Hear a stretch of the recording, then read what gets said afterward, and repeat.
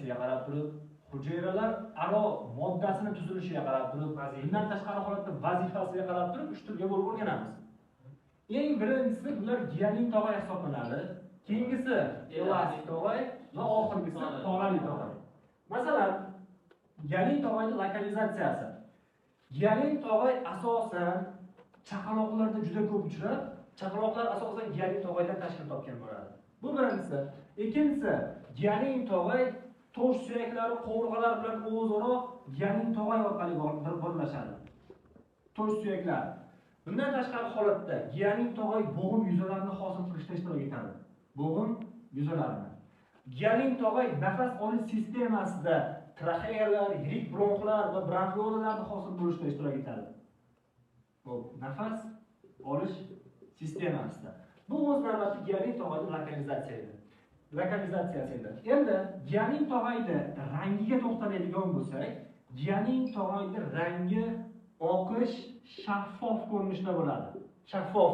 Giyaning tog'ayda biz boshqa nom bilan o'z navbatida shishasimon tog'ay ham deyiladi. Shishasimon tog'ay. Nima uchun? Chunki uning tarkibida suv konsentratsiyasi yuqori bo'ladi. Suv konsentratsiyasi yuqori bo'lganligi uchun bu bizga ko'zimizga rangi shaffof bo'lib ko'rinadi.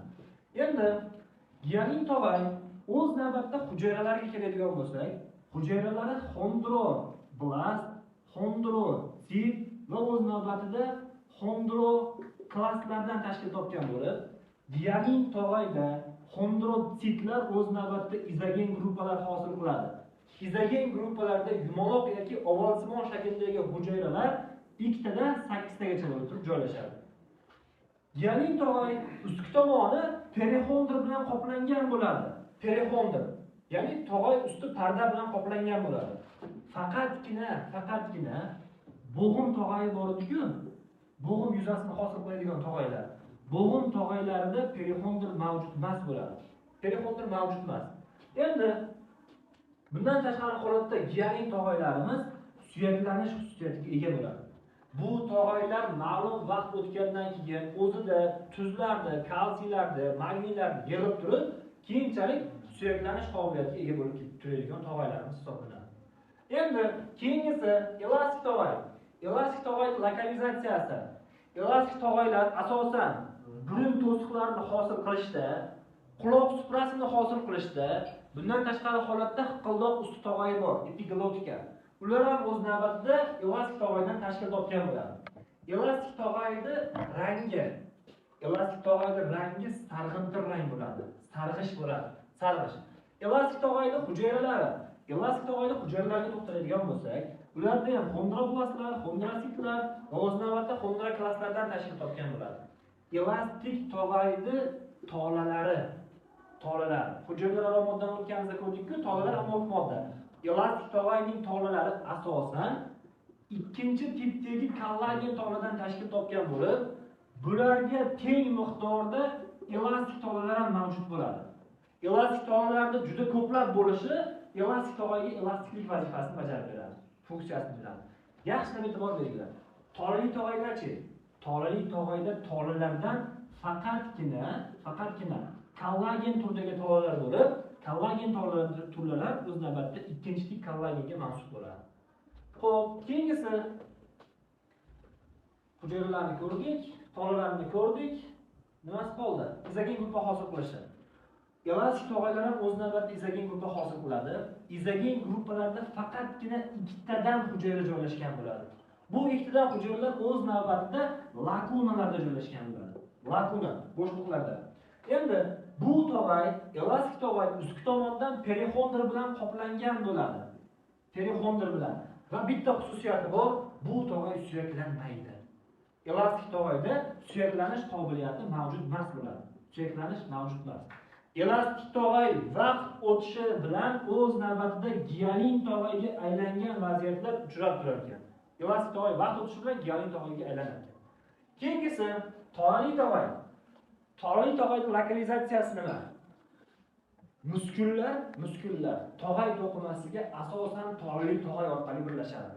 Masalan, qo'l simfizini hosil qiladigan tog'aylar, bundan tashqari holatda sonning yumaloq boylari tog'ay tog'ayga, bundan tashqari holatda umurtqalar aro disk bor edi-ku, umurtqalar aro disklar ham o'z navbatida tog'li tog'aga mansub bo'ladi. Bu lokalizatsiyasi. Qayerda ekan? Aro, disk, qo'l sintezida va to'ppa-to'g'ri. Muskullar tog'ayga o'z navbatida nima? Tog'ay orqali birikadi. Bundan tashqari holatda sonning yumaloq bo'ylandi. Sonning yumaloq bo'ylandi. Bu lokalizatsiyasi. Endi tog'li tog'ayda rangi ham ko'kimtir oqish rangda bo'ladi. Bundan tashqari holatda tog'li tog'ayda hujayralardan xondrosit, xondroblast, xondroklastlar hammasi mavjud bo'ladi. Faqatgina hujayralarning ko'rinishi yassilashgan ko'rinishda bo'ladi. Asosan yassilashgan, ovollashgan ko'rinishda bo'ladi. Endi keyingisi tolalardan, tolali tog'ayda tolalardan asosan kollagen tolalar va kollagen tolalarda birinchi tip kollagen tolalar mavjud bo'ladi. Kollagen tolalar o'zaro bir-biri bilan parallel joylashadi. Parallel. Mana. Keyingisi rangini aytdik, hujayralarni aytdik. Xo'p, tolali tog'ay ham o'z navbatida izogen gruppalar hosil qiladi. Izogen gruppalarda ikkitagacha bo'lgan hujayralar joylashgan bo'ladi. Qolgan to'qimadan izogen gruppasining farqi hujayralar o'zaro bir-biri bilan yondosh joylashadi. Bir-biri bilan yonma-yon joylashadi. Qolganlarda izogen gruppalar hosil bo'lganda hujayralar xohlagan ko'rinishda joylashishi mumkin edi. Lekin bunda izogen gruppalar o'zaro bir-biri bilan yonma-yon joylashadi hujayralar. Xo'p, bundan tashqari holatda tolali tog'ay ustki tomoni perixondr bilan qoplanmagan bo'ladi asosan. Perixondr mavjud emas bo'ladi. Bundan tashqari holatda bu tog'ayda suyaklanish xususiyati mavjud emasligi bilan qolgan tog'aylarda farqlanib turadi. Bu o'z navbatida 3 xil tog'ay to'qimasi edi. Tog'ay to'qimasini taraqqiyoti. Tog'ay to'qimasi taraqqiyotida o'z navbatida asosan markazdan periferiyaga qarab turib taraqqiyot yuzaga keladi. Bunda qanday bo'ladi? Bunda bir nechta mezenxima hujayralari o'z navbatida tolalarini tashlab, hozir aytdik-ku nimada? O'z navbatida tolalarini tashlab, o'zak hujayralarga aylanadi. O'zak hujayralar vaqt o'tishi bilan yarim o'zak hujayralarga va bu yarim o'zak hujayralardan xondroblast hujayralarga aylanadi. Xondroblast hujayralar. Xondroblast hujayralari bular o'zidan tolalar, glikozaminoglikkan, proteoglikanlarni ishlab chiqarish natijasida bu hujayralar bir-biridan uzoqlashadi. Sabab nima? Tolalar ishlab chiqarilyapti, glikozaminoglikkan, proteoglikanlar ishlab chiqarilyapti va bu hujayralar o'z-o'zidan uzoqlashyapti. Uzoqlashgan hujayralar mitozda bo'linib ko'payish natijasida ular o'z navbatida xondrosit hujayralarga aylanadi. Bu jarayon asosan mezenxima to'qimasining markazida yuzaga keladi. Mezenxima to'qimasining periferiyasidagi hujayralar o'z navbatida yassilashib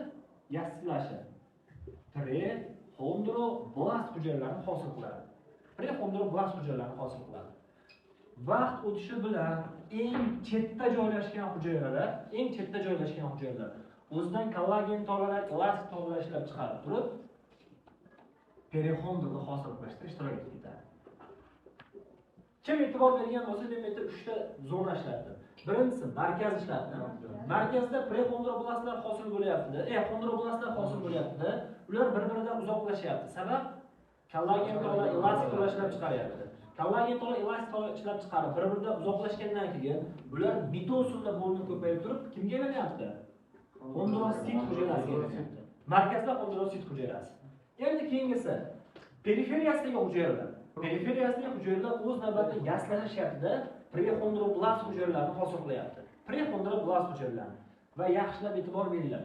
Chetga qismidagi hujayralar o'zidan perixondr hosil bo'lishida ishtirok etyapti. Kollagen tola, elastik tolalar ishlab chiqaryapti va o'z navbatida perixondr, ya'ni tog'ay ustiqlardan hosil bo'lishida ishtirok etyapti. Bu tog'ay to'qimasining taraqqiyoti edi. Tog'ay to'qimasining o'sishi. Bu tog'ay to'qimasining taraqqiyoti edi. Endi tog'ay to'qimasining o'sishi qanday? Tog'ay to'qimasining o'sishi ikki xil usulda amalga oshiriladi. Birinchisi intersitsional o'sish, ikkinchisi oppozitsion o'sish. Oppozitsion o'sish faqatgina embrional paytda, ya'ni embrional paytda amalga oshiriladi. Interseksial o'sish inson dunyoga kelgandan keyin hamma tog'ay to'qimasi o'z navbatida interseksial o'sadi. Endi ikkalasi nima? Bir-biridan farqi nima? Interseksial o'sishda mana tog'ay to'qimasida bo'ladigan bo'lsak, tog'ay hujayralari markazdan periferiyaga qarab turib o'sadi. Markazdan periferiyaga. Bunday qanday bo'ladi? Xondrosit hujayralari mitozda bo'lib ko'payadi, ma'lum bir oziq moddalarni hosil qiladi. Bundan tashqari holatda kollagen to'lqinlar, elastik to'lqinlarni sintez qiladi va tog'ay to'qimasi markazdan periferiyaga qarab o'sadi. Bunday o'sish o'z navbatida interseksial o'sish deyiladi. Oppozitsion o'sish qanday bo'ladi? Oppozitsion o'sish asosan periferiyadan markazga tomon bo'ladi. Periferiyadan markazga tomon. Bunday o'sishda ishtirok etib beradigan hujayralar prexondroblastlar va o'z navbatida xondroblast hujayralar hisoblanadi. Tog'ay to'qimasining ikki xil o'sishi. Endi keyingisi tog'ay to'qimasining regeneratsiyasi. Tog'ay to'qimasi jarohatlandi. Jarohatlangan tog'ay to'qimasi o'zining o'rnini qoplash kerak. Tog'ay to'qimasida regeneratsiya kuchsiz rivojlangan bo'ladi. Tog'ay to'qimasining regeneratsiya qilish qobiliyati kuchsiz bo'ladi. Faqatgina yosh bolalarda ular yaxshi rivojlangan, yaxshi regeneratsiya bo'la oladi. Yosh katta bo'lgan sari tog'ay to'qimasining regeneratsiyasi sustlashadi. Misol uchun, quloq uzilib ketdi, quloqni o'ziga o'rniga qo'yib turib tikdi. Tikkanda qanday bo'ladi? Eng birinchi navbatda mana uzilgan qism o'rniga perixondrda eng birinchi vazifasi bordir, regeneratsiyani ta'minlaydi. Uzilgan qism o'rniga perixondrda biriktirish to'qimalari, ya'ni kollagen tolalari, elastik tolalar ichkari tomonga qarab o'sib kirishni boshlaydi. Bu o'sib kirgan qismning o'rniga endi o'z navbatida hujayralar joylashishni boshlaydi. Va o'z navbatida tog'ay to'qimasi har doim regeneratsiya bo'ladigan paytda chandiq hosil bo'ladi. Shuning uchun men sizlarga aytdim, quloqni kesdilar, o'rniga qo'ydi. Lekin qiyshiq bityapti har doim. Nima uchun? Sabab birinchi regeneratsiya bo'lganda, regeneratsiya qobiliyati sust bo'lganligi uchun bu joyga biriktiruvchi to'qima hujayralari o'sib kiradi. Biriktiruvchi to'qima hujayralari o'sib kirib turib chandiq hosil bo'ladi. Chandiq bo'lgan joy har doim noto'g'ri bitish yoki bo'lmasam noto'g'ri hosil bo'lish xususiyatiga ega bo'lib qoladi. Bu tog'ay to'qimasining regeneratsiyasi edi. Suyaklar o'zaro bir-biri bilan birlashganda ularga yordamga bo'g'im tog'ay yuzaga keladi. Yordamga keladi. Mana bo'g'im tog'ay. Biz giyanin tog'aylar mavzusini o'tganimizda ular asosan bo'g'imlarni hosil qilishda ishtirok etib berib, faqatgina bo'g'im hosil qilgan tog'aylarda perixondr mavjud emas deb aytdik. Ya'ni bo'g'im hosil qilgan tog'aylarda tog'ay usti pardasi mavjud emas bo'ladi. Bunday holatda perixondrning vazifasi oziqlantirish, regeneratsiya qilib berish vazifasini bajarib beradi. Bunday holatlarda bo'g'im tog'aylarining oziqlanishi, regeneratsiyasi nima hisobiga amalga oshadi? Bo'g'im tog'ayining oziqlanishi, bo'g'im xaltasining ichida joylashgan sinovial suyuqlik orqali amalga oshirib beriladi. Bundan tashqari holatda suyaklar orqali kelgan qon tomirlar orqali diffuziya yo'li bilan amalga oshiriladi. Bunday holatda oziqlanish. Endi bo'g'im tog'ayida oziqlanishning buzilishi bo'g'im tog'ayida tuzlarning to'planishiga olib keladi. Bo'g'im tog'ayida oziqlanish buzilyaptimi? Sinovial suyuqlik tarkibi o'zgaryaptimi? Bo'g'im tog'ayida o'z navbatida suyaklarda kalsiyanish xossasi yuzaga keladi. Kalsiylanyaptimi? Bu holatda kalsiylangandan keyin bo'g'im tog'ayning asosiy vazifasi ishqalanishni kamaytirib berish va amortizatsiya vazifasini bajarib berish vazifasi edi. Endi bularda kalsiylanish yuzaga kelgandan keyin bular ishqalanishni ham kuchaytirib yuboradi. Bundan tashqari holatda amortizatsiya vazifasini ham bajara olmay qoladi. Bunda nima bo'ladi? Bunda amortizatsiya hodisasi yuzaga yo'qolib turib, bo'g'im o'zaro bir-biri bilan ishqalanganda, bir-biri bilan to'qnashganda uni ostida turgan nervlarga to'g'ridan-to'g'ri impulslar o'tkaziladi.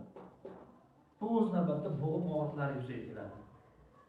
Bu qachon yuzaga keladi? Qachonki oziqlanish buzilgan holatda bo'g'im tog'aylarida kalsiy tuzlarining to'planishi hisobiga yuzaga keladi.